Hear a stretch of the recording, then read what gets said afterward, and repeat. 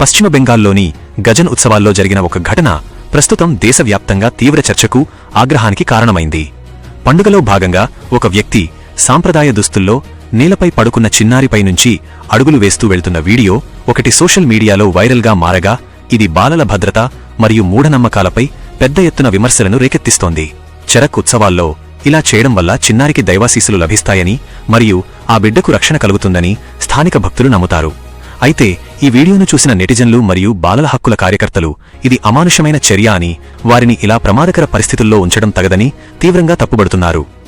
సాంప్రదాయం పేరుతో ఇటువంటి పద్ధతులను కొనసాగించడంపై పోలీసు మరియు ప్రభుత్వ యంత్రాంగం ఎందుకు మౌనంగా ఉందని నెటిజన్లు ప్రశ్నిస్తున్నారు.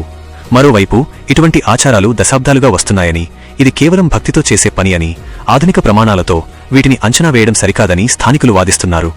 ఏది ఏమైనప్పటికీ పురాతన ఆచారాల పరిరక్షణ మరియు ఆధునిక కాలంలో బాలల భద్రత మధ్య సమతుల్యతను పాటించాల్సిన అవసరం ఉందని, ఇటువంటి ఘటనల పట్ల ప్రభుత్వం సరైన మార్గదర్శకాలను రూపొందించాలని మేధావులు అభిప్రాయపడుతున్నారు.